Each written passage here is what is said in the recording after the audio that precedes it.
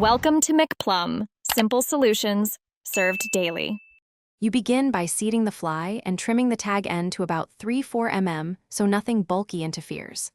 Place the whip finisher jaws under the thread near the eye. This gives a stable pivot. Make 3 clockwise wraps around the shank with the tool. You do this to build tension and a small cone that will lock the knot. Once done, keep steady pressure on the wraps so they don't overlap and prepare to transition to the next step.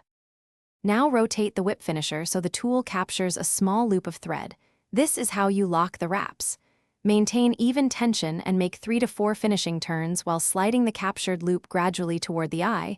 That movement compresses the wraps into a neat, secure knot. Make sure you don't twist the fly. A straight pull preserves the profile. After the final turn, you'll prepare to pull the knot tight and cut the thread cleanly.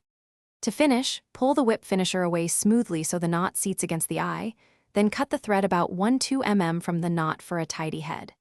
If you want extra durability, apply a tiny drop of head cement and let it cure. This prevents unraveling on tough nymphs. If the knot slips during trimming, rewind 2 tight wraps, red-iton slowly while maintaining tension, and then cut again. That fixes most common issues quickly and cleanly. Thanks for watching. Stay juicy and subscribe.